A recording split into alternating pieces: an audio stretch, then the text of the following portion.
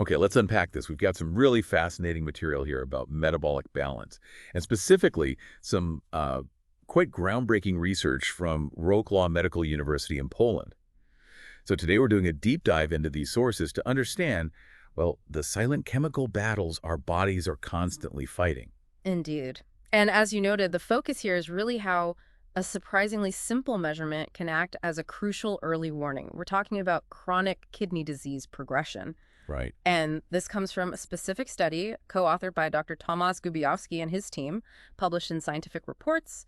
It zeroes in on this HCO ratio. Yeah, our kidneys, they're just incredible, aren't they? Mm. More than just filters. They're like our body's internal chemists, constantly working, keeping our blood pH in that super narrow, healthy range. Usually, what, 7.35 to 7.45? Exactly. It's a delicate balance. It really is.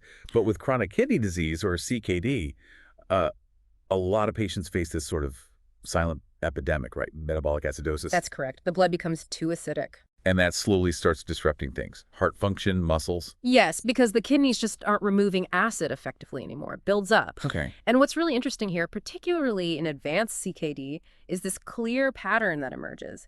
Blood bicarbonate levels. They drop.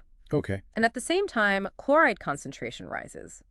Dr. Gubiowski from Wroclaw Medical University's nephrology department, he put it very clearly. What did he say? He said, in advanced CKD, we observe a significant drop in blood bicarbonate levels and a simultaneous rise in chloride concentration.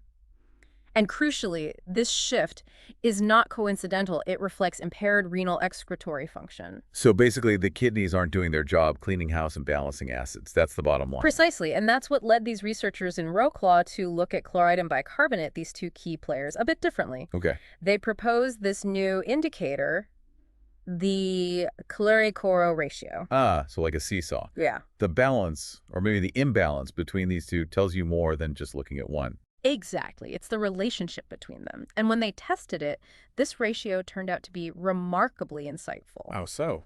Well, Dr. Gubiowski stated this simple ratio can not only confirm the presence of acidosis, but also indicate its severity and even estimate the time to dialysis initiation. Wow. Okay, that's significant. It is. And here's where it gets really interesting from what I read in their paper. They studied 115 patients, right, with advanced kidney disease. Yes, specifically stages G4 and G5, as the article title suggests. The ratio of chloride to bicarbonate is a predictor of advanced metabolic acidosis in CKD stages G4 and G5. Right, the later stages.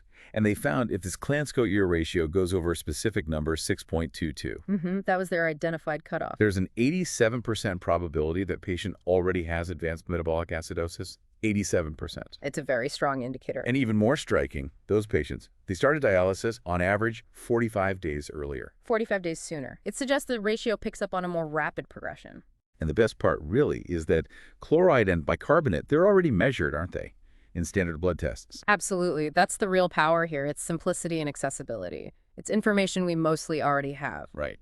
Like Dr. Gubiowski summarized, the strength lies in its simplicity. CLEA and HDO are routinely measured. Their relationship can provide physicians with an additional tool in everyday clinical practice. It's not some exotic new test. So it feels like more than just tweaking numbers. It's a qualitative shift in thinking about diagnosis. You're not just waiting for bicarbonate to plummet. You're looking at this balance proactively. Exactly. Identifying risk earlier. But, if it's based on routine tests, why hasn't this ratio been, well, more central before now? That's a great question. Sometimes we focus heavily on individual markers.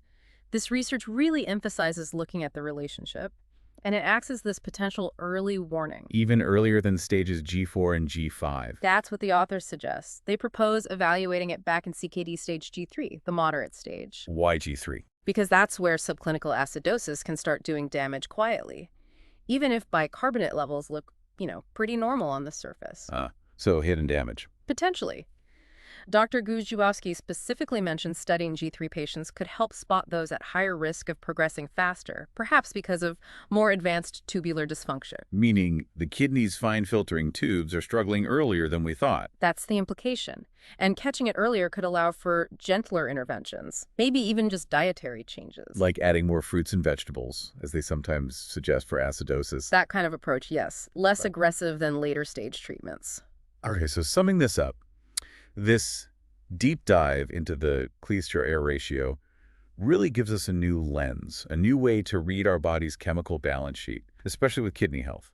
It does, and it leaves us with, I think, quite an important question to ponder. Go on. What if this simple, readily available indicator, this ratio, what if it's not just a diagnostic tool, but a crucial warning signal? A signal suggesting. Suggesting that maybe, just maybe, the most effective first step against this biochemical imbalance isn't always a prescription pad, but could actually be found right there in our grocery basket.